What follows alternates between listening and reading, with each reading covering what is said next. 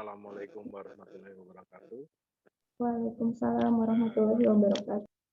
Kepada para dosen, pimpinan perguruan tinggi UPI, kemudian Pak Dekan, Pak Kaprodi, Pak Sepyudi, para dosen S1 dan S2, teman-teman mahasiswa dan para rekan sejawat, Bu Indah khususnya sebagai moderator dan Mbak Inggit selaku MC. Terima kasih. Sama dengan Ibu, saya ucapkan minal aidin wal faizin, mohon maaf lahir batin untuk awal, dan tanpa berpanjang lagi, tentunya tadi setelah disampaikan bahwa tujuan saya sebagai anggota Ikatan Arsitek Indonesia Jawa Barat, dalam hal ini melengkapi mata kuliah Pak Asep Yudi, yaitu etika profesi begitu, dan tentunya apa yang saya paparkan bisa saya share screen ya. Nah, ini saya coba share. Sudah terlihat ya? Iya, sudah Pak. Sudah. Ini bentar. Jadi ini slide-nya seperti ini. Sepertinya mana? Nah ini, tantangan dalam menegakkan kode etik profesi arsitek di dalam masyarakat era 5.0.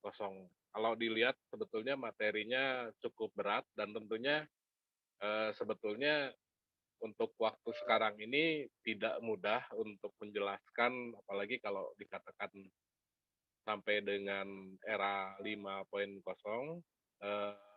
dan nanti untuk apa yang saya terangkan tentunya didampingi dengan beberapa e-book terkait dengan apa yang saya terangkan. Bentar saya coba apa namanya, saya coba kembalikan dulu sebentar. Ini untuk mengembalikan supaya tidak full, bagaimana caranya ya? Bentar, saya stop share dulu, saya share ulang. Ini supaya tidak full screen. Coba di escape bisa nggak Pak? Ditekan escape. Di escape ya bisa. Jadi saya perlu jelaskan bahwa dalam handout yang saya sampaikan ini ada beberapa pendampingan atau katakanlah beberapa dokumen yang juga menjadi pelengkap. Di antaranya adanya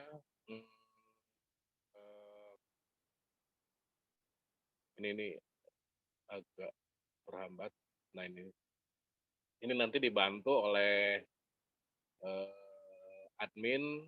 Ada undang-undang, ini terlihat ya, ada Undang-Undang Nomor 6 2017 tentang arsitek, kemudian ada naskah akademis. Di sini juga bahan yang saya sampaikan nanti, ini judulnya adalah Kuliah Umum PPT, kemudian ada Kode Etik Tata Laku Profesi Arsitek tahun 2007, kemudian Jurnal Naskah Akademis, Flyer Kuliah Umum, kemudian ini ada dari Fauzan tentang Kode Etik. Fauzan itu salah satu anggota Ikatan Arsitek, dan kemudian Endi ini sebagai pelengkap.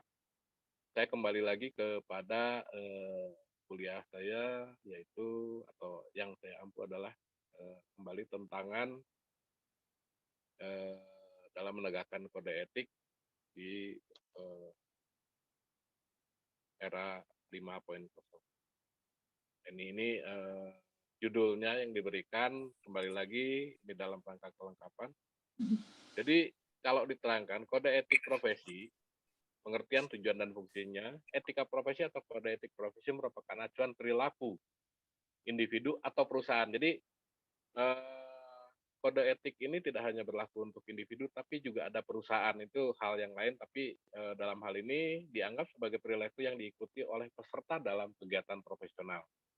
Tenaga profesional memiliki pengetahuan dan keahlian khusus, dan secara khusus telah merumuskan kode etik untuk mengelola cara menggunakan pengetahuan dan keterampilan tersebut, terutama ada masalah etika. Biasanya hal ini terkait dengan kemampuan para profesional untuk membuat penilaian keputusan. Penilaian keputusan ini tidak dapat dilakukan oleh orang biasa tanpa pengetahuan dan keahlian khusus tersebut. Salah satu yang contoh paling awal etika profesional adalah Sumpah Hipokrates. Ini sumpah para dokter, bunyinya begini. Saya akan menggunakan pengobatan untuk menolong orang sakit sesuai kemampuan dan penilaian saya, tetapi tidak akan pernah untuk mencelakai atau berbuat salah dengan sengaja tidak akan saya memberikan racun kepada siapapun bila diminta, dan juga tak akan saya sarankan hal seperti itu. Ini hal-hal salah satu di antara, munculnya etik yang kemudian kita ikuti dan kita anut di waktu-waktu sekarang. Bentar, nah, maaf. Definisi kode etik, profesi. Kata etika berasal dari ethos, ini, apa namanya, pengetahuan umum yang berarti cara berpikir, kebiasaan, adat istiadat, perasaan, sikap, budi pekerti, moralitas, dan sifat kebiasaan yang berarti watak kesusilaan atau adat kebiasaan. Dalam Kamus Besar Bahasa Indonesia, ini bisa dilihat, ada 3 arti, yaitu moralitas sebagai sistem nilai atau, norma moral yang dapat digunakan sebagai pedoman perilaku seorang atau kelompok. Kemudian sebagai kumpulan prinsip atau tata yang berkaitan dengan moralitas, kemudian sebagai pengetahuan tentang baik atau jahat yang diterima masyarakat. Ini menjadi bahan metodis untuk penelitian dan refleksi sistematis. Etika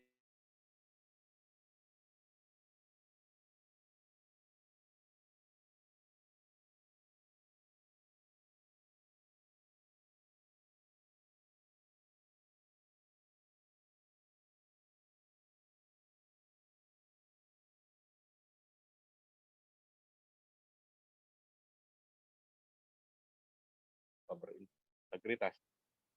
Kode etik profesi muncul dalam bentuk norma, dan setiap anggota profesi harus berpegang pada norma,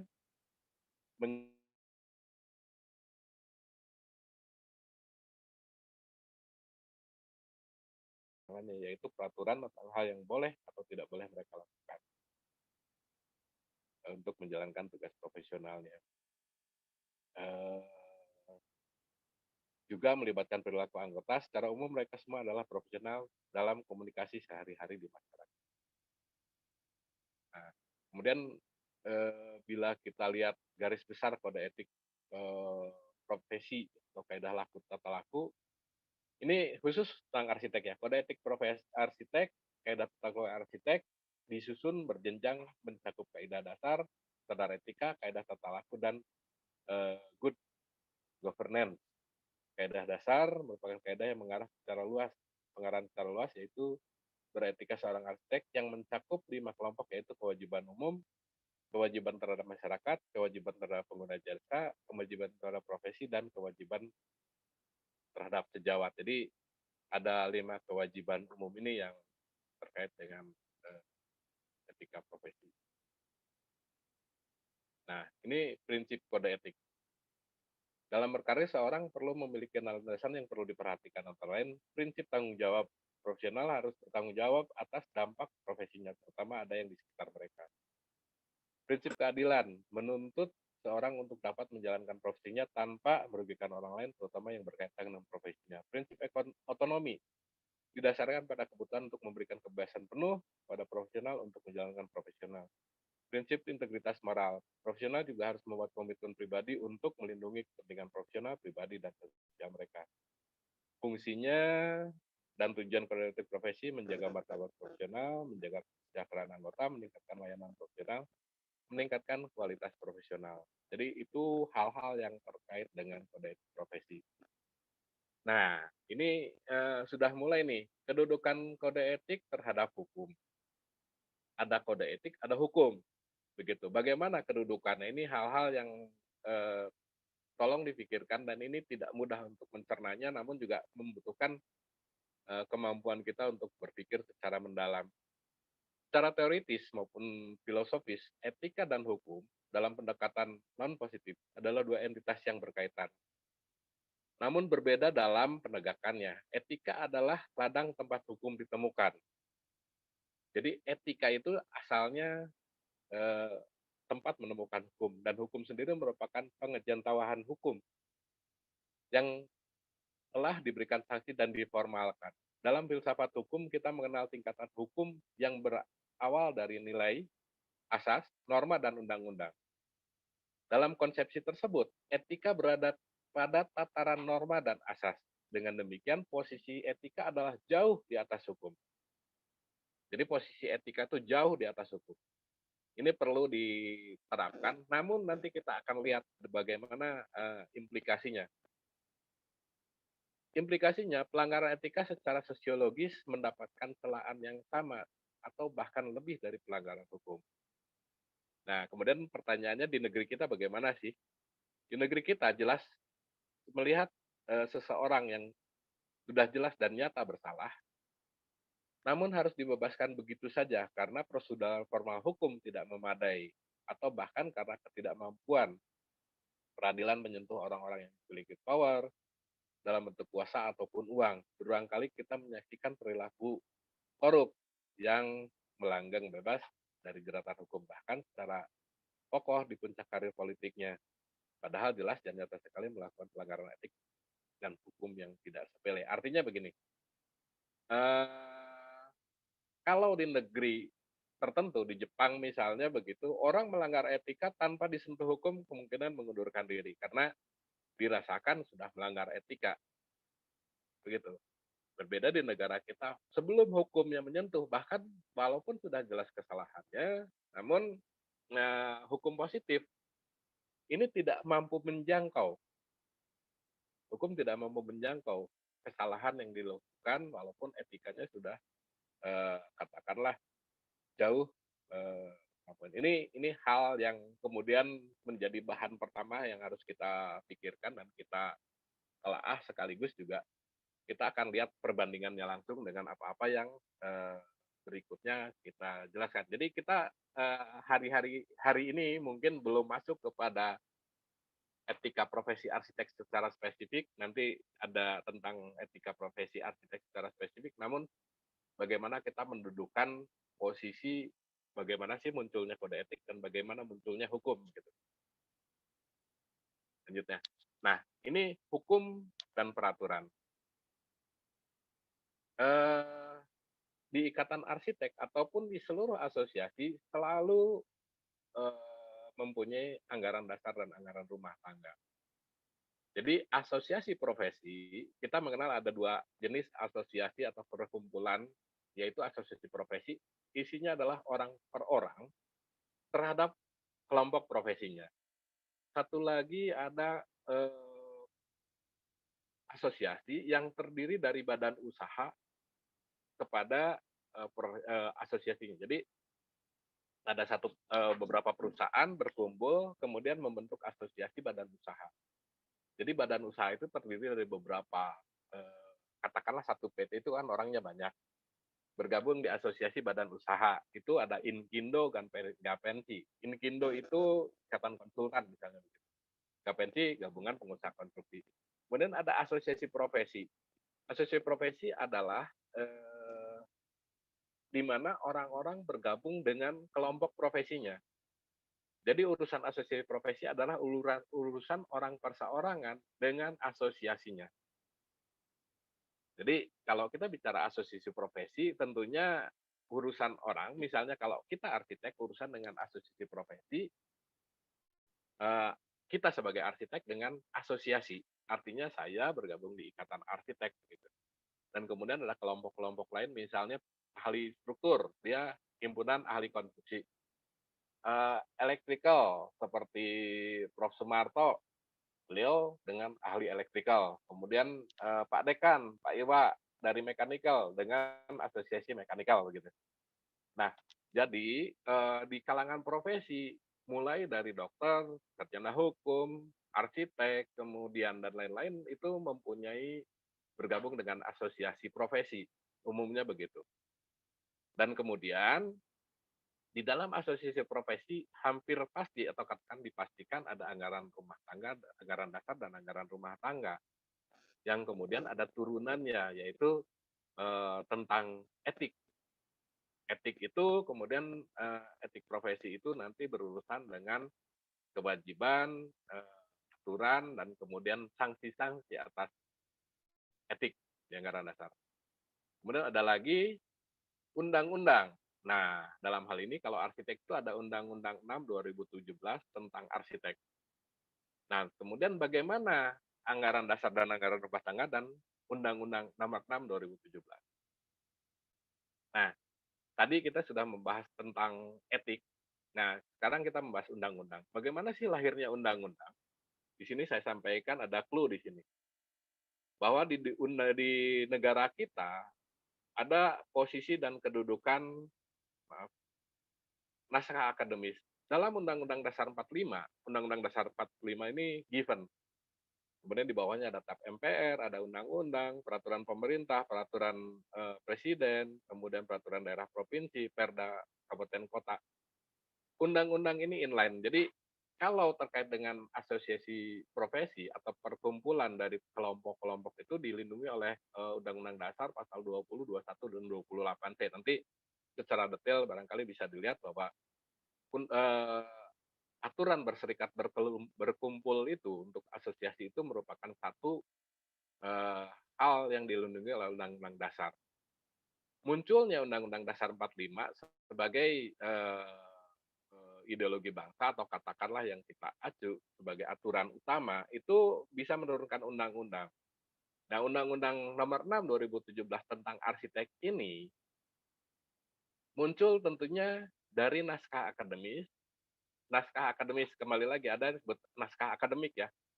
Jadi naskah akademik itu sesuatu yang dimunculkan oleh kelompok masyarakat, kemudian diusulkan menjadi rancangan undang-undang, rancangan peraturan pemerintah, rancangan peraturan presiden, rancangan peraturan daerah kabupaten kota, dan lain sebagainya. Sebagai contoh, di 27 kabupaten kota di Jawa Barat, itu ada yang namanya undang-undang atau perda bangunan gedung. Jadi betul-betul setiap daerah kita mempunyai perda bangunan gedung di 27 kabupaten kota di Jawa Barat. Dan itu munculnya juga melalui rancangan undang-undang dan kemudian semuanya mengacu kepada naskah akademik, artinya diusulkan dan kemudian dibahas, diundangkan, dimasukkan ke DPR di tingkat masing-masing, seperti Undang-Undang Nomor 6 ini diusulkan kepada DPR RI, kemudian diundangkan. Gitu. Sehingga bagaimana posisi undang-undang ini sebagai peraturan, dan tentunya ini kembali lagi, kalau ada Undang-Undang 6 2017 tentang arsitek, pertanyaannya adalah siapa saja yang akan dan harus menjalankan Undang-Undang Nomor 6? Tentunya seluruh arsitek. Nah, seluruh arsitek itu kembali lagi tidak hanya arsitek yang berpraktek, tapi juga teman-teman atau katakanlah sejawat di APTARI sebagai kelompok dosen yang mengajar di arsitektur, begitu, pembentuk arsitek. Dan tentunya juga kita lihat bahwa kalau di pendidikan itu ada jenjang, 9 jenjang pendidikan, dan kita bisa melihat bahwa vokasi pun menjadi bagian dari yang disentuh oleh Undang-Undang Arsitek. Kemudian arsitek, siapa yang disebut arsitek begitu? Arsitek itu tentunya rumpunnya banyak. Rumpun arsitek itu tidak hanya yang masuk kepada ikatan arsitek. Mungkin ini kan mengundang juga nanti sedikit diskusi. Kalau HDII, Himpunan Desain Interior, apakah rumpun arsitek? Nah, pertanyaan itu tentunya Bu Indah juga dan Mbak Igit berpikir ya. Kemudian IALI, Ikatan Arsitek Landscape, apakah rumpun arsitek atau tidak? Apakah masuk Undang-Undang 6 atau tidak? Kemudian arsitek kota, banyak jebolan arsitek kota yang kemudian apakah dia bisa masuk ikatan arsitek? Nah, kalau dilihat lingkupnya, undang-undang yang berlaku yang terkait dengan konstruksi dan atau katakanlah karya desain konstruksi itu adalah Undang-Undang 2 2017 tentang jasa konstruksi, Undang-Undang 6 2017 tentang arsitek, dan Undang-Undang 11 2014 tentang keinsinyuran. Nah, ini mulai menarik nih. Tambah masalah lagi, Bu Indah. Undang-Undang 2 2017 bisa diidentifikasi bahwa mereka melakukan sertifikasi itu muda, madya, utama itu untuk perjenjangan ahli. Kemudian ada perjenjangan terampil, itu ada terampil 3, 2, 1 itu untuk vokasional. Artinya untuk jenjang di pendidikan itu jenjang pendidikan 3 sampai 8. atau bahkan dari 1 karena ada terampil 3, artinya lulusan SD bisa, gitu kan.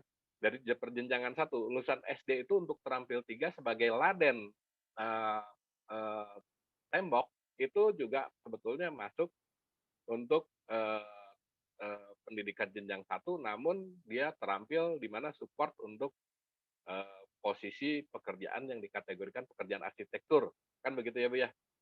Untuk pendidikan vokasional atau pendidikan terampil begitu. Nah, ini yang kemudian menimbulkan, atau katakanlah tadi saya mengidentifikasi Undang-Undang 2 2017 ada terampil 3, 2, 1 dan kemudian ada muda, madya, utama. Kemudian, eee, Undang-Undang Arsitek sekarang ini untuk ahli, tidak membicarakan tenaga menengah dan kemudian tenaga terampil. Dalam pengejawantahan undang-undang dan, eee, arsitek ini masih di wilayah itu dan kemudian kalau kita lihat keinsinyuran dikenal dengan sarjana pratama, madya, dan utama. Jadi ada sedikit identifikasi beda, tapi perbedaannya tidak hanya di situ. Persoalannya adalah sampai hari ini sinkronisasi antara Undang-Undang 2017 tentang jasa konstruksi, Undang-Undang 26 2017 tentang arsitek, dan Undang-Undang 11 2014 ini belum terjadi, atau terjalin secara baik. Jadi sinkronisasinya begitu. Namun yang perlu kita ketahui bahwa kedudukan undang-undang yang ada 3 itu tadi, Undang-Undang 2, Undang-Undang 6, dan Undang-Undang, 11 itu semuanya melalui naskah akademis. Apa yang disebut naskah akademis tentunya berangkat dari masyarakat akademis, kemudian juga dikaji, kemudian jadi rancangan, disosialisasi, sehingga Anda semua atau kita semua berkontribusi dalam lahirnya sebuah undang-undang. Sehingga manakala undang-undang ini berlaku, kalau Bu Indah nanya mungkin atau Mbak Inggit nanya, saya sebagai mahasiswa atau saya sebagai dosen gimana terhadap undang-undang? Ya, tentunya kita harus patuh kepada undang-undang dan kita harus memahami isi dari undang-undang walaupun bukan anggota IAI karena kalau anggota IAI tentunya harus patuh kepada ADRT, tapi kalau undang-undang ya tentunya melingkupi seluruh hajat hidup yang terkait dengan arsitektur. Nah, kemudian lingkup tugas arsitek itu apa saja sih dalam undang-undang? Ternyata lingkupnya menyeluruh. Artinya mulai dari tata guna lahan, kemudian lingkungan binaan, manajemen konstruksi terkait dengan bagaimana memanage pembangunan dalam konstelasi manajemen, kemudian juga manajemen proyek selaku project manager, bahkan konstruktornya pun manajemen proyek itu di dalam lingkup undang-undang. Artinya seluruh stakeholder yang terkait, mulai dari yang terkecil, bahasa yang sederhananya adalah dari tukang aduknya atau ladennya, yang terampil 3 itu, laden dari tukang aduk, sampai dengan pemegang kebijakan dan tentunya juga pemegang regulasi itu terkait dengan Undang-Undang 6 2017 dan tentunya perlu warna juga dari para dosen dan pembentuk dan tentu perlu banyak masukan atau katakanlah dalam implementasinya saya katakan tidak fix final berdasarkan persepsi atau apa yang disampaikan oleh teman-teman IAI terhadap persepsi posisi atau profesi arsitek gitu. Jadi apa yang dinamakan arsitek berdasarkan undang-undang semua stakeholder yang terkait dengan katakanlah arsitek dan profesi arsitek dan tentunya bahkan pendidikan arsitektur baik teman-teman yang di birokrasi semua yang berpendidikan arsitek tentunya juga harus menjalankan undang-undang bagi arsitek ini. Namun kembali lagi nanti akan berhadapan dengan Undang-Undang 2 2017 tentang jasa konstruksi dan arsitek. Ini ada bahan-bahan pemikiran yang eh, kembali lagi tadi pertama barangkali ada persoalan tentang ternyata etik itu kedudukannya lebih tinggi dari hukum dan kemudian juga ternyata sangat terkait erat dengan posisi naskah akademis di mana semuanya itu berangkat dari bawah dan kemudian dikembalikan ke bawah. Jadi kadang-kadang karena begini Bu Indah, saya kadang-kadang disalahkan oleh teman-teman, bikin aturan kok nggak bener gitu. Oh harusnya kan ini yang mengusulkan Anda gitu, kemudian yang membahas adalah teman-teman Anda, disosialisasikan kepada Anda, setelah jadi peraturan pada ngomel gitu kan. Hal-hal itulah yang sering terjadi dan ini teman-teman mahasiswa khususnya ya harus paham tadi posisi etik itu di mana sih? Kemudian posisi hukum di mana? Posisi undang-undang di mana? Kemudian dari sudut pandang pendidikan seperti apa? Dan kemudian diimplementasi atau katakanlah di secara profesi seperti apa? Karena kami dari profesi akan selalu ditatar kode etik dengan persepsi atau katakanlah apa yang disampaikan kadang-kadang juga menjadi distorsi dan kemudian bergeser. Karena terjadi pergeseran barangkali juga eh, rezim petinggi AI ini juga rada aneh, tapi kembali lagi karena mereka menerjemahkan profesi arsitek itu agak berbeda dan semua sebetulnya membutuhkan informasi atau katakanlah eh, apa namanya ulasan dari teman-teman di perguruan tinggi untuk tadi bahwa kalau terkait dengan profesi arsitek tentunya tidak lepas dari pendidikan dan warna dari pendidikan juga harus mewarnai dan tidak bisa meninggalkan para arsitek ini kembali lagi membatasi sementara ini tidak melihat muda bahkan madya dan utama yang kemudian juga membuat sertifikasi registrasi arsitek. Betul, Pak Asep Yudi sampaikan sekarang ini belum ada eh, apa namanya aturan yang cukup lengkap dan sinkron terkait dengan hubungan antara arsitek dengan profesi lain. Dalam hal ini arsitek menggunakan STRA, tapi yang lain menggunakan SKK sesuai aturan Undang-Undang 2 2017. Tapi kembali lagi undang-undang ini sama-sama berlaku begitu. Undang-Undang 2 2017 dan Undang-Undang tentang Jasa Konstruksi, Undang-Undang 6 2017 tentang arsitek dan Undang-Undang 11 2014 tentang keinsinyuran. Saya tidak akan membahas tentang keinsinyuran, itu hal yang nanti silahkan karena kembali lagi mungkin minat Bu Indah, minat itu nanti ada arsitek engineer begitu. Kalau arsitek engineer bisa ke IAI tidak?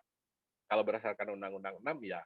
Tapi kalau minatnya katakanlah lebih kepada konstruktor, katakanlah background S1-nya, katakanlah arsitek, kemudian S2-nya manajemen konstruksi, ataupun sebaliknya begitu, sipil dan kemudian S2-nya arsitek, nah kita mulai bingung kan begitu.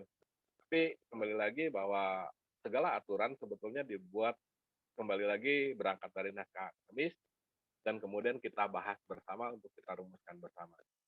Nah, kembali lagi apa yang saya ampu adalah tentang kode etik, nanti warnanya, tapi minimal teman-teman sejawat dan mahasiswa memahami dari mana sih datangnya etik. Tadi juga disampaikan bahwa salah satu yang menjadi pegangan dari kelompok dokter adalah bahwa komitmen mereka untuk membantu orang sakit begitu.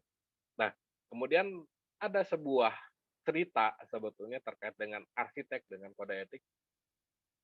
Kalau kita anggap arsitek seperti dokter, artinya arsitek boleh didatangi, Mbak Inggit didatangi tetangga, Mbak Inggit ini rumah saya bocor gimana-gimana, nah Mbak Inggit harus melayani gitu kan. Bu Indah didatangi tetangganya, Bu Indah ini pagar saya begini, Bu Indah ngedesain, dan itu merupakan pengabdian. Dan harapannya pada waktu itu juga semacam mimpi begitu seperti dokter, arsitek juga artinya dibayar oleh negara dari profesinya dan membantu kapanpun pada saat diminta oleh siapapun yang mempunyai masalah terkait dengan bangunan.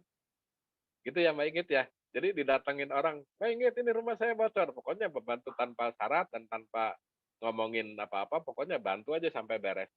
Itu landasan etika profesi itu kira-kira seperti itu.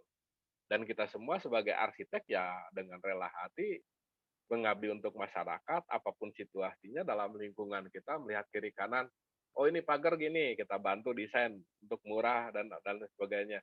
Kemudian lihat tetangga jalannya itu, kita bantu. Pokoknya seperti itulah kira-kira. Persis profesi dokter. Jadi manakala dibantu kita harus siap. Jadi ada mimpi seperti itu gitu kan. Itu yang melandasi kode etik. Kemudian, nah tentunya pada saat kita bicara kode etik, eh, kita bicara tentang sanksi dan atas pelanggaran kode etik.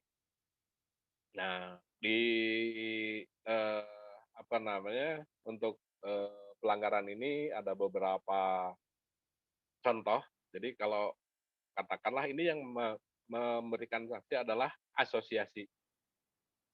Biasanya asosiasi itu mempunyai majelis atau katakanlah, komite etik. Pada tahap, eee, yang paling ringan adalah menerima peringatan. Pada tahap ini pelaku menerima peringatan halus, terutama, atau misalnya seorang menyebutkan instansi terkait, eee, dia dapat menerima email dengan peringatan.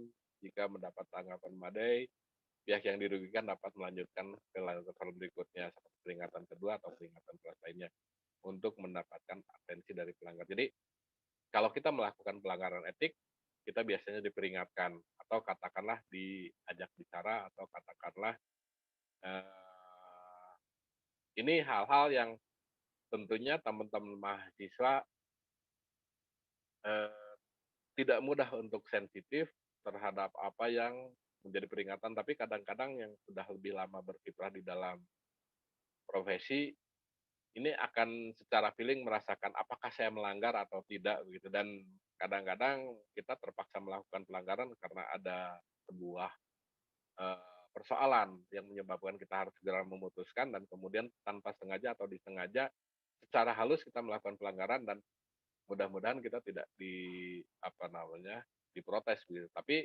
kembali lagi tidak hanya profesi, tentunya mahasiswa juga melihat bahwa ada beberapa karya atau katakanlah yang kita kenal atau diajarkan melakukan plagiasi misalnya atau katakanlah melakukan, kalau di arsitek ini yang umumnya itu tuh beriklan. Jadi, mempromosikan barang tertentu ini juga merupakan pelanggaran etik. Saya tidak sebutkan spesifik, nanti ada di beberapa, penjelasan dan ada beberapa, apa namanya, contoh-contoh atau katakanlah simulasi tentang pelanggaran etik.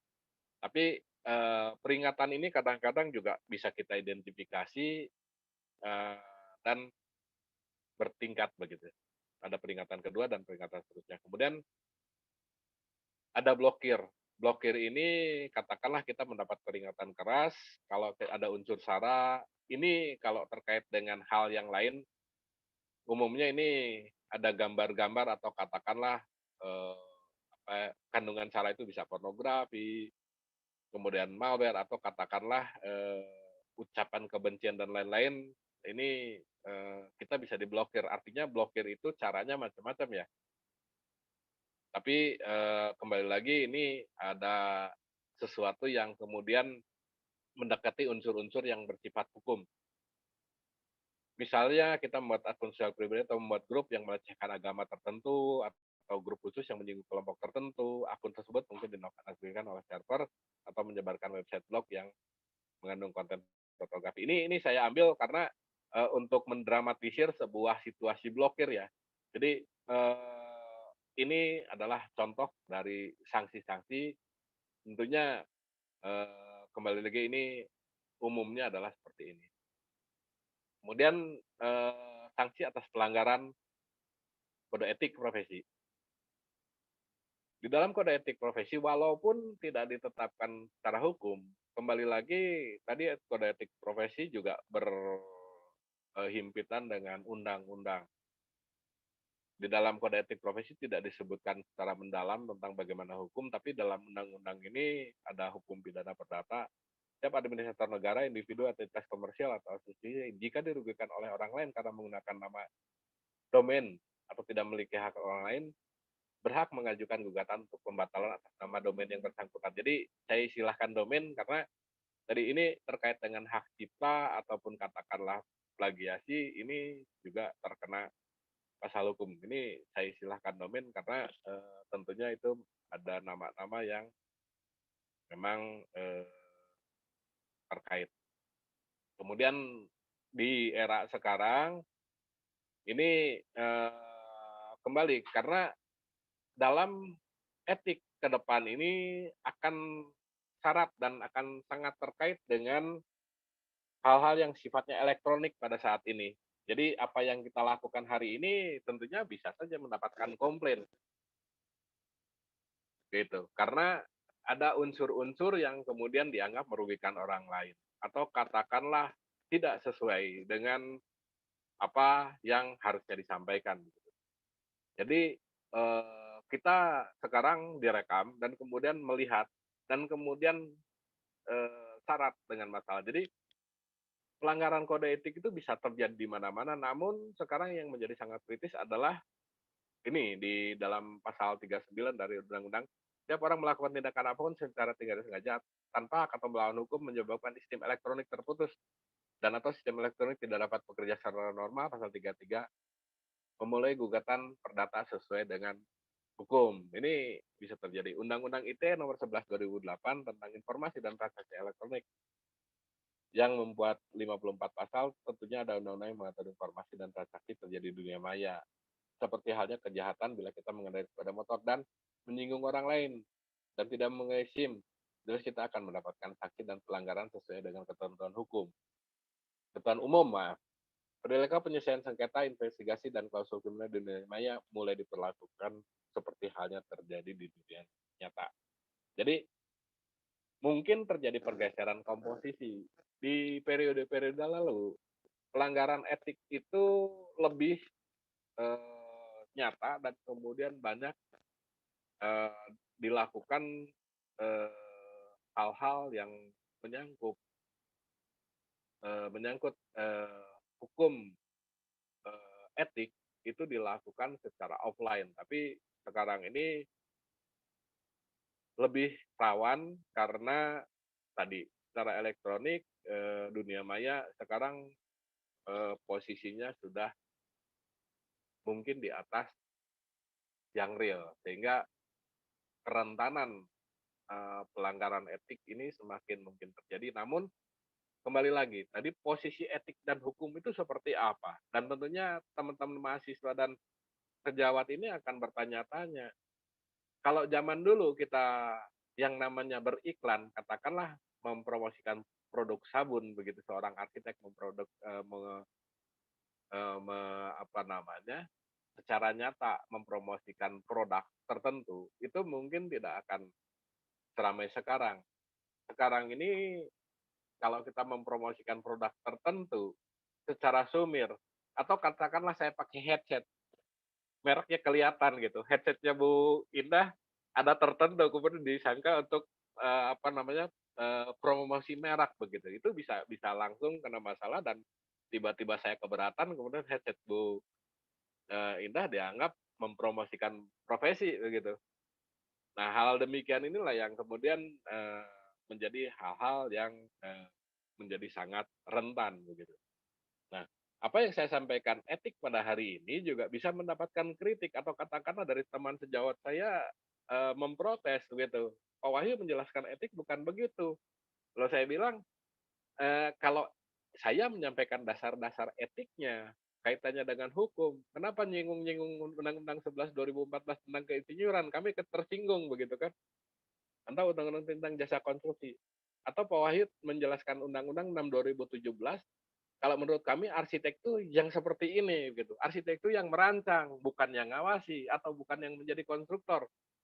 Nah, ini menimbulkan perdebatan-perdebatan dan menimbulkan sengketa yang kemudian bisa naik ke ranah-ranah yang lebih serius. Jadi teman-teman juga dalam rangka mata kuliah etik profesi ini mensupport apa yang Pak Asep Yudi, tentunya ini menjadi bahan referensi dan kemudian tadi dasar-dasarnya tentunya tahu bahwa etik itu sebetulnya jauh lebih mendasar, lebih melandasi apa yang tidak bisa terjangkau oleh hukum. Kadang-kadang, ya katakanlah kita dituntut sensitivitas untuk memikirkan, apakah saya melanggar etik atau tidak ya? Melanggar etik atau tidak ya? Melanggar etik tidak ya? Tanpa memikirkan hukum.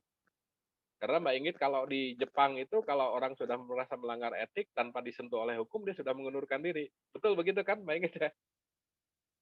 Gitu. Nah, hal-hal demikian inilah yang, tadi kenapa, kode etik ini dijadikan atau katakanlah menjadi sesuatu yang, eee, menjadi landasan dari setiap organisasi. Kembali lagi setiap asosiasi profesi mempunyai kode etik, setiap asosiasi perusahaan itu juga mempunyai kode etik perusahaan. Namun karena kita punya hukum yang diundangkan, ini kemudian menjadi referensi lain dan kemudian nanti ada semacam irisan atau katakanlah tumpang tindih antara pelanggaran etik dan pelanggaran undang-undang, pelanggaran hukum. Gitu. Namun demikian kembali lagi, kalau kita kan lihat dari kacamata kita selaku orang yang patuh aturan hukum, undang-undang itu hukum gitu. Ya kalau melanggar undang-undang, kalau kita melakukan sesuatu yang salah dan tidak mematuhi undang-undang, ya kita melanggar undang-undang dan kita terkena sanksi undang-undang kan begitu. Dan demikian pula jika kita ingatkan lagi bahwa tadi Undang-Undang 6 2017 tentang arsitek itu seluruh arsitek, artinya seluruh arsitek dan kaitannya itu terkena undang-undangnya. Artinya harus patuh pada undang-undangnya, di mana di dalam undang-undang itu nanti juga di dalam lampiran saya ada tentang Undang-Undang 6 2017 yang saya submit di sini linknya. Nah, kesimpulannya, ada perbedaan etika dalam masyarakat Indonesia. Pemilik kode etik biasanya adalah organisasi kemasyarakatan nasional seperti IDI, Ikatan Dokter Indonesia, Persatuan Advokat Indonesia atau PERADI, Ikatan Arsitek Indonesia, Ikatan Penerbit Indonesia. Nah, tentunya kita di sini bisa membahas sedikit. Ada kasus Ikatan Dokter Indonesia, misalnya kemarin kasus Dokter Terawan itu, saya katakan namanya saja, Dokter Terawan itu menjadi kasus nasional, betul ya? Teman-teman tahu. Kemudian juga Hotman Paris yang kemudian oleh Peradi dikasuskan pelanggaran etik. Gitu. Jadi betapa rawannya hari-hari ini kita berhadapan dengan pelanggaran etik yang bisa terjadi, di mana kode etik ini lebih dari 100 organisasi masyarakat dengan standar etika yang berdiri atas Undang-Undang Dasar 45, Pasal 20, 21, dan 28C. Jadi membentuk organisasi itu pas 3 pasal ini, Pasal 20, 21, dan 28C dari Undang-Undang Dasar 45. Dan kemudian semuanya membuat etik, dan namun tidak semuanya mempunyai undang-undang. Demikian ini sepertinya apa yang saya sampaikan sudah cukup, namun ini sebagai e-book, mudah-mudahan tadi ada Undang-Undang 6 2017 tentang arsitek, Ikatan Arsitektur Indonesia ada, dan Arsitek Indonesia ada kode etik pelaku profesi ini 2007 ya. Ini kode etik ini ada linknya, kemudian ada Pak Endi, ini adalah salah satu arsitek yang juga mengawal lahirnya Undang-Undang Arsitek. Ini pasca Undang-Undang 6 2017, dan kemudian ada Fauzan Numan. Fauzan Numan ini arsitek praktek juga, putranya Pak Ahmad Numan, arsitek masjid, dan kemudian tantangan kode etik profesi ini tantangan.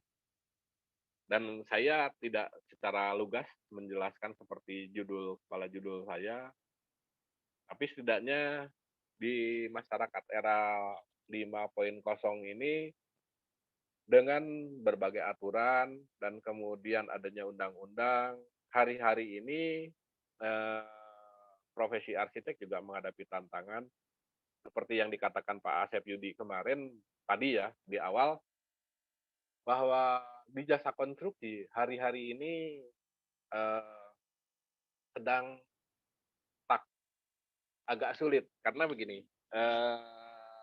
Nggak apa-apa ya Bu Wina, saya menjelaskan sedikit tentang apa yang terjadi hari ini, Iya, di Pak. mana Monggo, Pak. LPJK di seluruh Indonesia itu dibubarkan dengan asumsi bahwa LPJK nasional cukup satu saja, LPJKN. Jadi ibaratnya begini, bahwa sekarang penjaga jalan tol itu tidak perlu orang, tapi menemukan e-money begitu. Jadi sistemnya satu aja ya, kira-kira begitu. Nah, kemarin itu sampai 2020, seluruh sertifikasi itu dilokalisir di provinsi masing-masing. Jadi misalnya untuk tukang, katakanlah di Pangandaran, atau katakanlah itu terampil 3 itu memang ditangani oleh provinsi untuk sertifikasi terampilnya. Artinya ada diuji terampil untuk katakanlah ngaduk dan lain sebagainya. Dan kemudian portofolio untuk ahli muda media utama itu dilakukan oleh LPJK begitu. Tapi untuk keterampilan itu dilakukan oleh BLK atau Badan Latihan Kerja dan kemudian disertifikasi oleh LPJK provinsi masing-masing. Nah, kemudian dengan dilikuidasinya LPJK, sekarang ini bahasa mudahnya atau katakanlah simulasinya begini. Orang dari Cilacap Selatan terampil 3 harus sertifikasi ke Jakarta. Kapan jadinya gitu? Berbarengan dengan katakanlah di Wamena di Papua, kan begitu. Nah, ini yang terjadi. Kemudian kalau berdasarkan kesepakatan atas sertifikasi, itu kan sebetulnya dimulai dari persetujuan di Marrakesh tahun 94 bahwa dalam World Trade Organization baik konstruksi, kesehatan maupun pelayanan jasa, perbankan dan lain-lain sebetulnya posisinya kira-kira begini. Sejumlah terampil yang dipimpin oleh ahli mengakreditasi badan usahanya. Bisa dipahami Mbak Inggit? Jadi kira-kira gini, terampil di bank, misalnya ada account officer, kemudian ada teller, dipimpin oleh ahli. Kemudian mengakreditasi divisinya. Divisinya misalnya divisi kredit, itu ada berapa ahli, berapa terampil. Jadi akreditasinya itu muncul adalah perusahaan kecil, menengah, atau besar. Dan itu di perbankan juga sama, artinya terampil di perbankan mulai dari teller, kemudian ada pimpinannya, kemudian itu mengakreditasi banknya kelas kecil, menengah, atau besar. Sehingga kita bisa mengidentifikasi ini Bank Mandiri itu perusahaan besar atau bank kecil. Bank bisnis itu perusahaan kecil, menengah, atau apa gitu kan. Jadi di kesehatan pun begitu. Jadi kalau ada beberapa perawat dipimpin oleh satu dokter, itu kelasnya puskesmas, berarti adalah apa namanya, tempat kesehatan kecil. Yang menengah seperti apa dan besar seperti apa. Boromius dan RHS tentunya besar. Atau katakanlah Boromius karena merupakan rangkaian rumah sakit negara itu adalah besar. Demikian pula jasa konstruksi. Jadi badan usaha di jasa konstruksi kategori kecil, menengah, besar itu tergantung dari tenaga terampil dan tenaga ahlinya. Ya, bisa terbayang ya Mbak Inggit ya. Ini untuk teman-teman mahasiswa tolong dibayangkan juga bahwa kalau ada beberapa drafter dipimpin oleh arsitek, katakanlah oleh civil engineer atau mechanical engineer, itu mengakreditasi perusahaannya, kategori perusahaannya kecil, menengah, besar, begitu kan ya?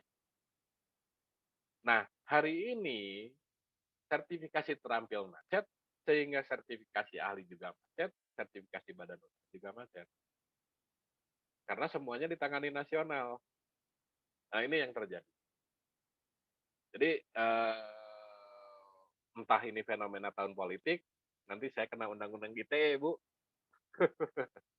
Tapi inilah yang terjadi. Namun kembali lagi mudah-mudahan masalah kelompok akademis atau profesi tidak terhambat gara-gara situasi yang terjadi hari ini, di mana kita tetap harus berkarya dan kemudian juga melakukan kegiatan dan mudah-mudahan tidak melanggar etik profesi begitu kan, dan tidak melanggar undang-undang. Nah, mudah-mudahan para mahasiswa, rekan sejawat, Bapak Ibu semua tidak tidak terlalu salah lagi menerjemahkan. Kembali lagi saya tidak menjelaskan kode etik profesi arsiteknya, tapi lebih kepada kode etiknya dan bagaimana kaitannya dengan hukum dan lalu bagaimana menerapkan kode etik ini sama dalam masyarakat era 5.0 yang semakin diwarnai oleh pergeseran kepada undang-undang ITE atau katakanlah era cyber. Rasanya begitu Bu Indah. Terima kasih. Mudah-mudahan berkenan teman-teman. Mohon maaf bila ada kesalahan waktu dan tempatnya. Terima kasih. Assalamualaikum warahmatullahi wabarakatuh. Ya, Waalaikumsalam warahmatullahi wabarakatuh. Terima kasih banyak kepada Pak Wahyudi yang sudah men-sharing ilmunya terkait dengan kedudukan kode etik dengan hukum ini ya Pak ya. Ternyata memang kode etik di sini adalah kedudukannya lebih tinggi dari hukum, tapi keduanya ini saling berkaitan begitu. Baik, setelah pemaparan dari Pak Wahyudi, di sini saya perkenankan kepada para peserta apabila ada pertanyaan gitu ya terkait dengan kode etik profesi arsitek ini, silakan dapat disampaikan baik bisa melalui chat ataupun bisa langsung ya bisa langsung dengan para peserta bisa raise hand dulu, kemudian nanti bisa langsung bertanya kepada Pak Wahjuadi gitu ya, supaya mungkin bisa lebih hidup juga gitu ya, kalau bertanya langsung nanti kan jadi bisa lebih komunikatif begitu. Siapa itu, Pak Baik, Andika? Atau siapa itu? ini ada Pak Andika ya. Ya, silahkan. Mungkin Pak Andika mau langsung bertanya saja. Ya, Assalamualaikum warahmatullahi wabarakatuh. Waalaikumsalam warahmatullahi wabarakatuh. Mau bertanya Pak Wahyu, sebelumnya mohon maaf lahir batin. Tacan lebaran Pak. Mau bertanya Pak, mungkin saya kurang tahu juga sih ini apakah terkait dengan kode etik atau tidak, cuman saya mau bertanya terkait dengan standar honorarium arsitek profesional ya Pak. Kan kalau dibandingkan dengan profesi dokter kan biasanya mereka belum bisa buka praktek ya Pak sampai dengan tahapan atau izin yang sudah dikeluarkan oleh lembaga atau organisasi terkait yang ada punya kewenangan untuk memberikan izin praktek kepada dokter gitu Pak. Nah, apakah ini juga terjadi di arsitek gitu Pak? Itu yang pertama. Lalu bagaimana dengan misalnya biasanya kan kalau honorarium arsitek itu kalau di proyek pemerintahan biasanya di DPA itu sudah muncul ya Pak. Mungkin mereka juga kan dari standar honorarium arsitek profesional entah itu S2 dengan pengalaman minimal 5 sampai 8 tahun atau yang sudah ber-SKA gitu Pak. Nah, ini kan kadang-kadang ada juga Pak yang mungkin boleh dikatakan belum menempuh jenjang yang sampai bisa disebut profesional sebagai arsitek gitu Pak. Namun dia kadang-kadang sudah bisa mengeluarkan tarif untuk calon-calon kliennya, misalnya jasa bangun rumah atau desain rumah. Kalau di saya misalnya per meter perseginya sekian sekian sekian. Kalau misalnya ada kadang-kadang kan ada yang menjual dengan paketan gitu Pak, ada paket DED plus RAB sekian sekian sekian. Nah itu kadang-kadang jauh lebih murah dari standar honorarium arsitek profesional. Nah itu gimana Pak? Fenomena itu apakah terkait dengan kode etik juga atau gimana Pak? Kadang-kadang kan yang membuat jasa bangun rumah atau desain juga kadang-kadang mahasiswa fresh graduate gitu ada Pak, kadang-kadang saya lihat, atau yang belum mengikuti jenjang keprofesian sampai bisa disebut arsitek profesional juga ada gitu. Nah itu gimana Pak? Kira-kira fenomena seperti itu Pak. Terima kasih Pak. Baik, boleh izin langsung menjawab Bu? Ya Pak, langsung saja Pak. Baik. Langsung saja bisa dijawab. Pak Andika, jadi tadi bahwa Ikatan Arsitek dalam ADART-nya tidak membuat rate begitu. Namun sebetulnya di dalam Undang-Undang 6 2017 itu dinyatakan secara jelas bahwa dalam undang-undang itu ada menteri dikatakan adalah Menteri Pekerjaan Umum. Menteri Pekerjaan Umum dan Perumahan Rakyat itu menjadi menterinya para arsitek begitu. Nah, sehingga kalau kita lihat dari aturan menteri, Pak Menteri ini memunculkan Permen 897 tahun 2016.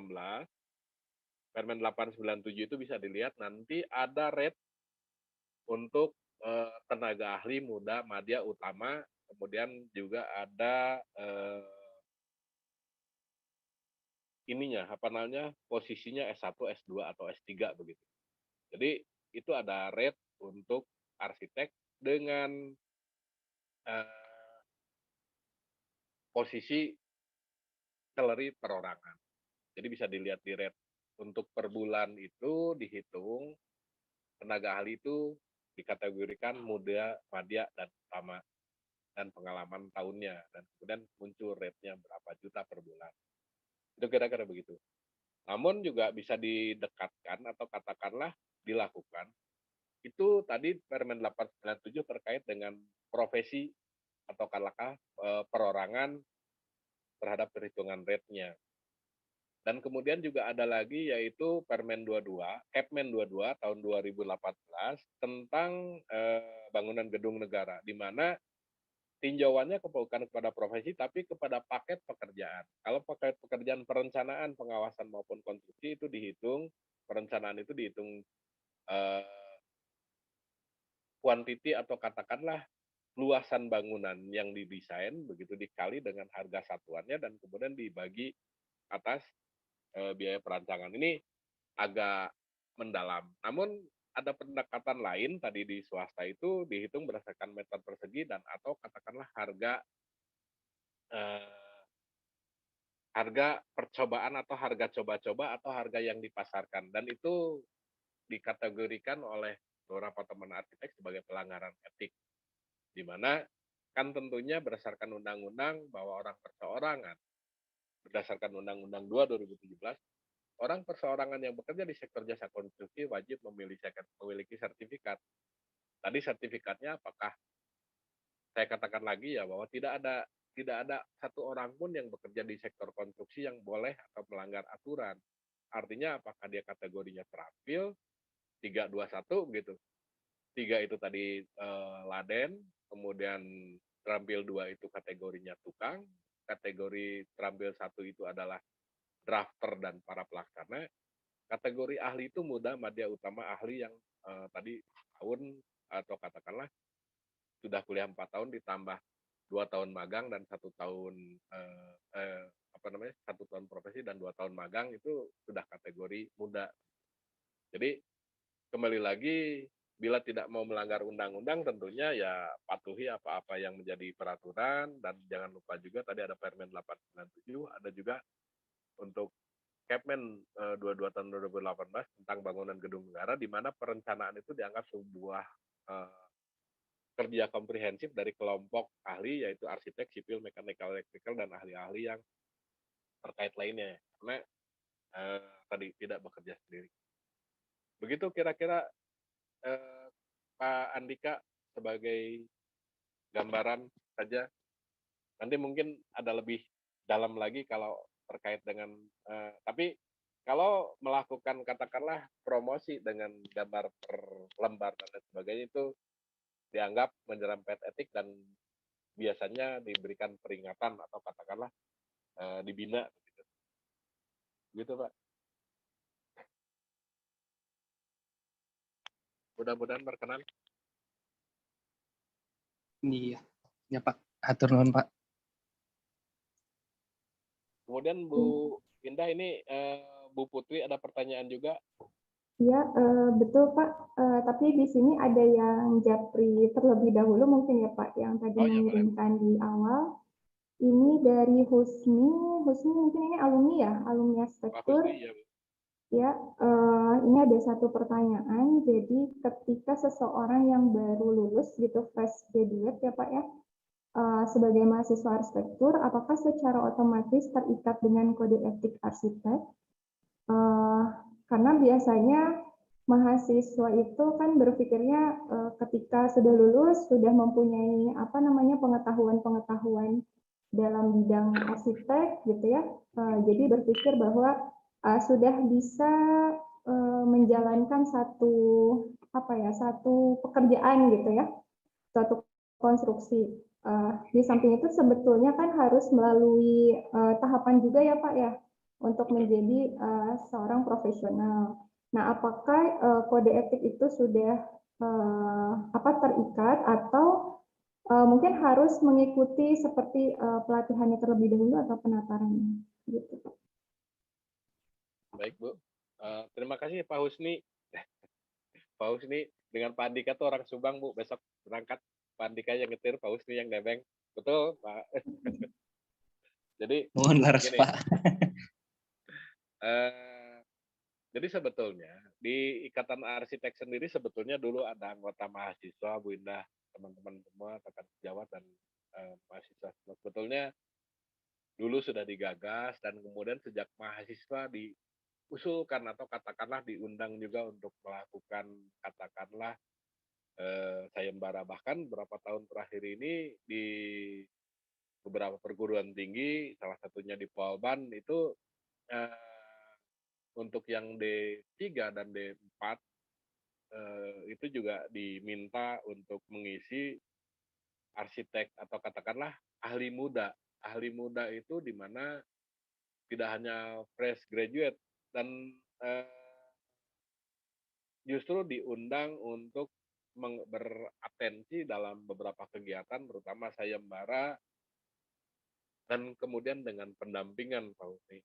Pendampingan dimaksud itu tadi adanya panitia sebagai apa katakanlah juri dan lain sebagainya, atau katakanlah pelengkap sayembara itu juga melakukan pendampingan sekaligus juga menjadi pendorong.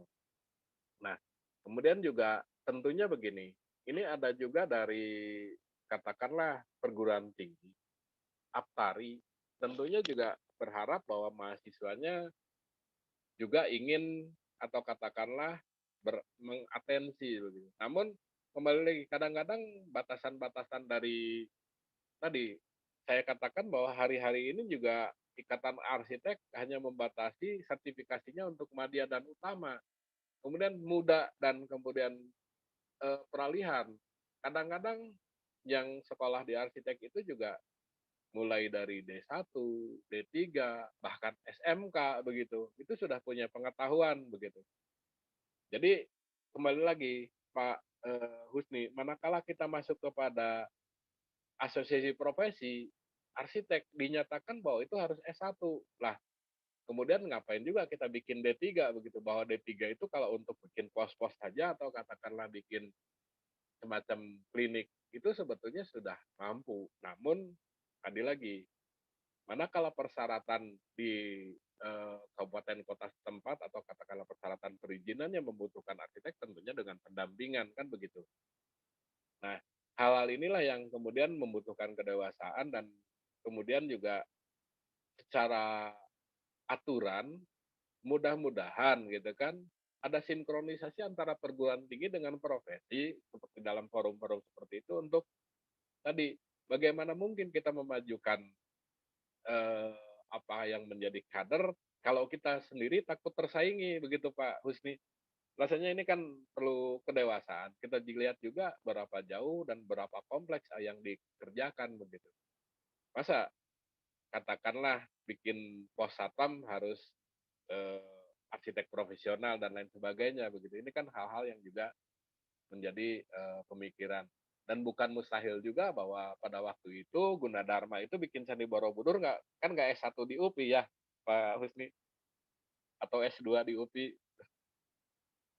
Nah ini hal-hal yang tolong dipikirkan karena tadi kadang-kadang ada beberapa juga mempunyai talenta yang sangat signifikan sehingga diperlukan sinkronisasi. Itu juga tidak semuanya begitu, namun hal-hal seperti itu bisa apa namanya dicari atau katakanlah karena hal atau katakanlah situasi seperti itu sebetulnya tidak terlalu banyak, namun juga harus diantisipasi. Rasanya mudah-mudahan Pak Husni bisa ini Pak Husni. Bagaimana Pak Husni? Apa bisa ditangkap? Itu sebetulnya saya mewakili dari teman-teman dari yang baru lulus barangkali itu pertanyaan yang memang sepertinya pertanyaan yang biasa terlontar begitu. Makanya ini saya sampaikan ke Pak Wahyu sebagai penguat saja barangkali. Terima kasih Pak Wahyu. Iya. Mudah-mudahan tadi Pak PA itu nggak sembarangan Pak. Kalau PA 1 sampai PA 7 katakanlah PA 8 itu bisa implementatif kan luar biasa Pak. Iya, betul. Jadi sebetulnya sudah mulai terikat juga ya Pak ketika memang sudah diikutsertakan dalam sebuah proyek begitu ya Pak ya terkait dengan kode etik arsitek. Baik, terima kasih untuk Pak Andika, kemudian Pak Husni yang sudah mempertanyakan atas titipan-titipan pertanyaannya. Kemudian kita lanjutkan lagi ini kepada Ibu Putri. Bu Putri mau langsung bertanya atau saya bacakan saja? Bu Putri? Ya Bu, Oke, kalau nggak baik. apa-apa. Saya Ya, bacakan. baik. Saya coba bacakan saja ya, Bu Putri. Baik, Bu. Oke, ya. Salam hormat Pak Wahjuadi. Situasinya yang sekarang ini apakah hanya terjadi di profesi arsitektur atau di AA saja atau di semua profesi di Indonesia? Dan yang profesinya terkena dampak LPJK yang dibubarkan, solusinya bagaimana untuk sertifikasi? Nah, ini terkait sertifikasi, Pak. Sertifikasi keterampilannya. Ya, memang begini Bu. Jadi Undang-Undang 2 2017 itu di dalamnya adalah ada dua hal yang utama, bahwa orang perseorangan yang bekerja di sektor jasa konstruksi itu wajib memiliki sertifikat. Kemudian ada juga dikatakan bahwa perusahaan yang bekerja di sektor jasa konstruksi juga memiliki sertifikat. Jadi itu berjenjang Bu. Jadi tadi mulai dari tenaga terampil, tenaga ahli, dan kemudian pelaksanaan badan usaha itu dalam rangka menjalankan kegiatannya wajib bersertifikasi. Nah, yang terjadi sekarang dengan adanya Undang-Undang 6 2017, arsitek ini sebetulnya di kacamata teman-teman arsitek itu membuat sertifikasi itu melalui STRK atau sertifikasi surat tanda registrasi arsitek. Ini hal yang berbeda di mana Pak Menteri PU itu juga memunculkan bahwa SBU dan SKK itu SKA itu dirubah menjadi SKK atau surat kompetensi kerja begitu. Di mana sampai hari ini seluruh profesi yang terkait jasa konstruksi, jadi baik mechanical, electrical, interior, landscape, arsitek, dan seluruhnya ini memang harus memproses sertifikasi melalui LSP atau lembaga sertifikasi profesi. Yang saya tahu sampai hari ini lembaga sertifikasi badan usaha atau katakan LSBU itu di seluruh Indonesia itu ada 10. Dan 10 asosiasi badan usaha itu LSBU atau lembaga sertifikasi badan usaha itu disupport oleh baru 2 asosiasi profesi yang mempunyai LSP atau katakanlah lembaga sertifikasi profesi. Nah, ini terus dipacu oleh pemerintah untuk percepatannya, namun keberhasilannya agak sulit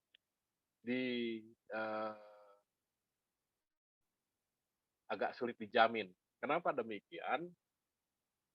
Sekarang ini para asosiasi itu umumnya begini. Jadi asosiasi profesi umum atau katakanlah pusat di Indonesia itu hanya diakui manakala dia mempunyai 5 cabang asosiasi sebetulnya. Jadi kenapa demikian? Di nuansa demokrasi ini asosiasi tingkat nasional itu harus menyelenggarakan munas atau musyawarah nasional. Dan musyawarah nasional hanya bisa terjadi manakala di 5 daerah minimal itu punya musda atau musyawarah daerah. Jadi kenapa demikian? Apa yang namanya musda? Musda adalah secara demokratis terjadinya pemilihan ketua dari anggota-anggota di daerah. Nah, jadi karena di daerah sudah musda, maka nasionalnya menjadi sah, begitu. Nah, kemudian dari kultur asosiasi yang terdiri dari kumpulan orang yang membentuk dan berkumpul menjadi asosiasi sesuai Undang-Undang Dasar 2021 dan pasal 28C itu, kan dituntut untuk membuat LSP, sedangkan LSP adalah sebuah produk yang berada di bawah badan usaha, di mana badan usaha itu harus ada akta dan ada kepemilikan. Jadi terjadi konflik di sana. Jadi kalau asosiasi itu adalah kumpulan orang, IA itu adalah kumpulan orang. Kemudian IAI harus punya LSP begitu. Sedangkan LSP itu dari PT. Nah, PT-nya IAI itu untuk membentuk PT pasti akan terjadi kesulitan. LSP untuk menjadi asosiasi menjadi LSP dan harus membentuk PT ini kemudian menimbulkan konflik lain. Sehingga tadi untuk sertifikasi ini untuk sementara agak sulit menjawab Bu Indah, karena memang dengan dibubarkan LPJK daerah, ini kita juga terkatung-katung terkait dengan sertifikasi, sambil kita juga dihibur sampai 2024 barangkali di tahun politik ini semua terkatung-katung dalam hal sertifikasi profesi. Itu Mbak Putri, mudah-mudahan para asosiasi dan para stakeholder jasa konstruksi maupun arsitek dan keinsinyuran juga segera bertindak untuk menjawab situasi yang terjadi terkait sertifikasi. Terima kasih Mbak Putri, itu Iya, baik, sudah Pak. hahaha katanya. Iya, Pak. Ya, terkadang kalau terkait dengan sertifikasi keahlian, memang saya juga sempat ini ya, Pak, ada waktu dulu pernah ada FGD gitu ya terkait kebutuhan sertifikasi keterampilan untuk kalau ini untuk tukang, Pak. Terkadang kan memang LPJK berperan penting juga ya, Pak, dalam sertifikasi gitu.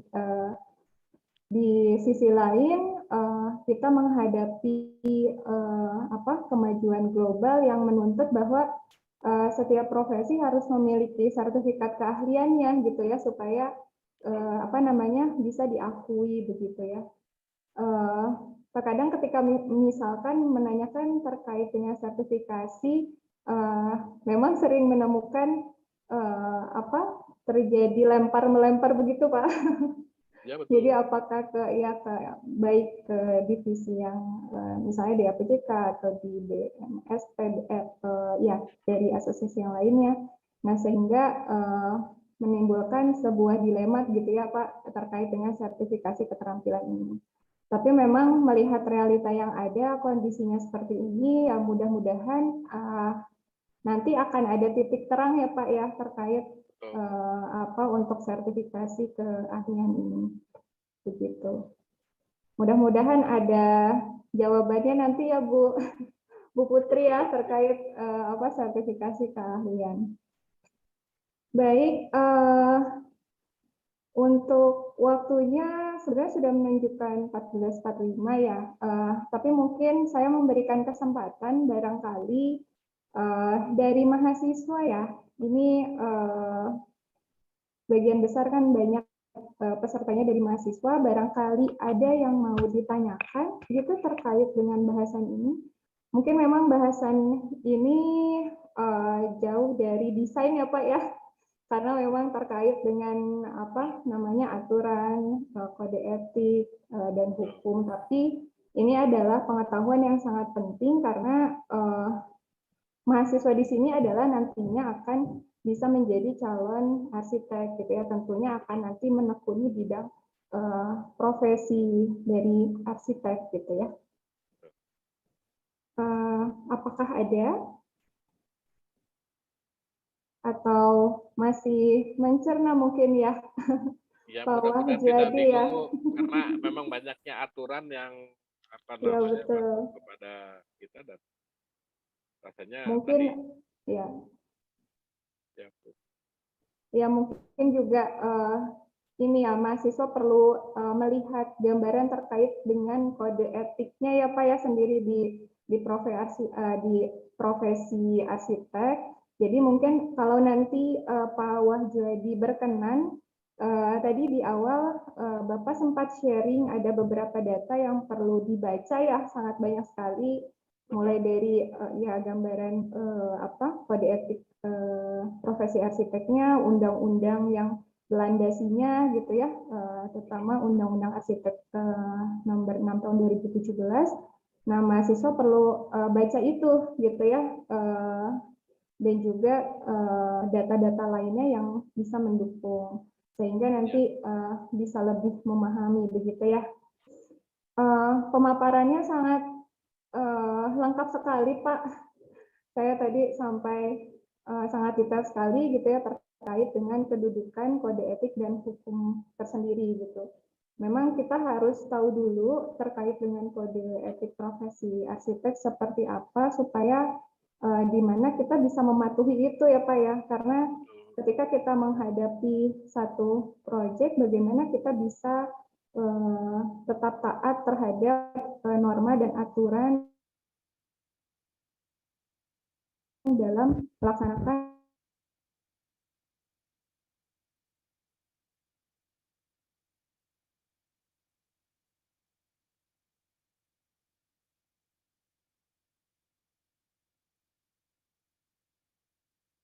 Bu Indah nge-freeze ya. Pengen. Ya, sepertinya Bu Ida.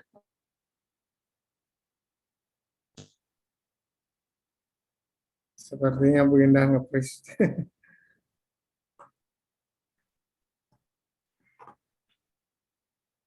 Oke, sambil nunggu Bu Indah.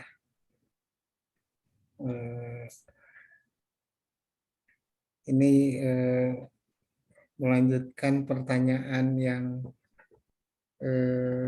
sesi Pateki ini, Pak Was nih. Pak Was, sebenarnya tadi udah ada bahasan sedikit ya terkait dengan tadi juga ditanyakan juga dengan Mas mohon Andika. maaf Pak Oh, Wahyudi, Pak Asam ya, tadi terputus gitu. nggak apa-apa Bu Indah. Ini maraknya kemarin yang dari Bu Irma ya kalau nggak salah yang dengan pas pertanyaan Pateki pas sesi Pateki maraknya dengan promo nih Pak Was promo promo harga perencanaan ya itu kan yang diangkat oleh Bu Irma pada sesi Pateki nih dari segi Promo kode apa Pak tadi, Pak? etik nih Promo apa Pak? Pak? promo perencanaan 9.000 per meter kan gitu ya kemarin kalau nggak salah dari Bu Irma seperti itu ini gimana nih kalau ini kan sebenarnya dulu ya saya masih ingat tahun 80-an kan gitu ya saling banting harga kan gitu ya Iya. saling banting harga dan sekarang sudah muncul lagi Pak Was dengan kondisi sekarang agak seret project kan gitu ya. Betul. Akhirnya muncul lagi promo-promo di media sosial bahkan sekarang itu ya. 6.000 per meter persegi gitu. Nah ini bagaimana dari segi kode etiknya nih. Bagaimana menanggapi hal-hal yang memang jadi ini ya, jadi muncul lagi itu. Kalau saya masih ingat tahun 80-an itu seperti itu di kolom ini, kolom PR ya, di kolom PR itu yang kolom kecil tuh, itu kan promonya model gitu. Nah sekarang di Instagram itu muncul model-model gitu nih.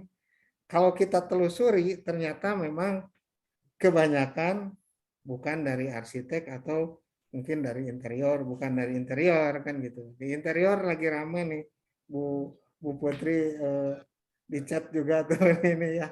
Gimana nih Pak Was terkait Betul. dengan kode etik ini? Iya Pak. Jadi kalau dari saya sih sebetulnya memang ini tidak terlepas dari perkembangan dan kemajuan teknologi juga Pak. Di mana waktu zaman kita Pak, jadi bahasa zaman kita Pak dalam tanda kutip, seorang arsitek itu biasanya dibantu 3 atau sampai 4 drafter begitu.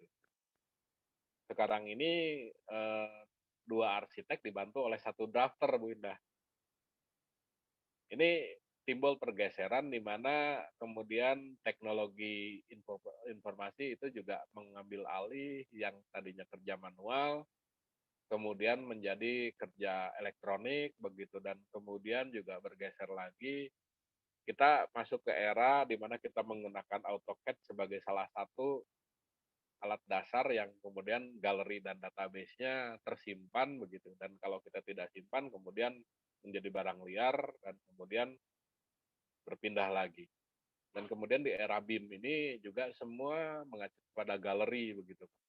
Jadi kekuatan galeri dalam hal big data, dari kayak Pak Luhut aja ya Pak Kaprodi,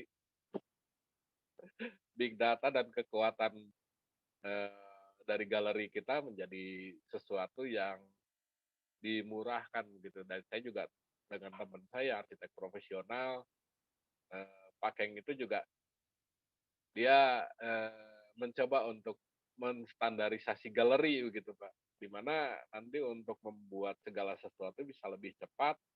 Namun kan kembali lagi layer pimpinannya atau katakanlah yang punya kewenangan Pak Asep Yudi, kemudian di layer-layer tertentunya manakala katakanlah sudah tidak dengan Pak Asep Yudi punya galerinya, dan kemudian bahwa tidak semuanya dari Pak Asep Yudi atau dari arsitek-arsitek yang lain ini, hal-hal ini bisa terjadi. Dan kembali lagi manakala kita bersatu dengan para arsitek, dan tentunya kalau terkait dengan dari asosiasi profesi, pelanggaran etik yang seperti ini itu memang merupakan rembesan-rembesan dari warna profesi dan tidak akan pernah berakhir Pak. Bahkan hari-hari terakhir ini ada beberapa galeri begitu Pak, galeri besar untuk seluruh pekerjaan mulai dari rumah sakit sampai dengan pokoknya berbagai pekerjaan, bahkan DED-nya begitu.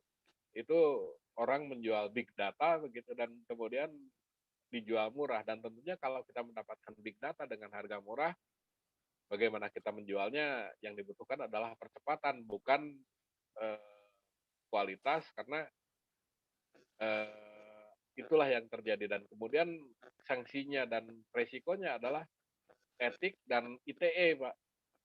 Kembali lagi tadi bagaimana kita mengidentifikasi dan bagaimana kemampuan kita untuk mengantisipasi apa-apa yang terjadi itu melalui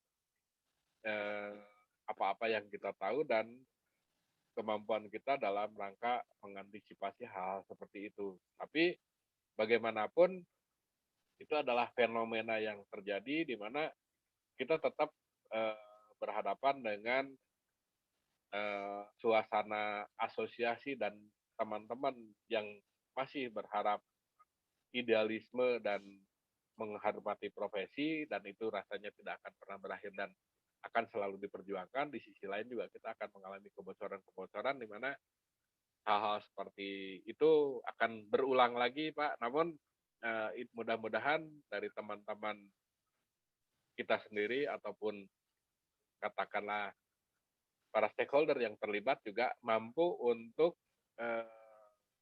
berjuang, karena rasanya kembali lagi pelanggaran etik itu adalah lebih mendasar, lebih ke budaya, Pak Kaprodi. Seperti di Jepang kalau merasa katakanlah sudah melanggar etik, mending mundur dulu deh, ketimbang nanti, walaupun dihukum nanti tidak bersalah begitu Pak. Jadi kalaupun kita tetaplah seperti pejabat atau katakanlah para selebritis politik di tempat kita, walaupun sudah melanggar hukum, ya katakanlah hukumnya tidak bisa menjerat dia, ya cuek saja begitu kan. Padahal secara etik sudah habis-habisan lah, itu pelanggaran etik berat. Nah itulah yang terjadi dan ini merupakan warna yang harus kita alami dan kita nikmati hari-hari ini Pak.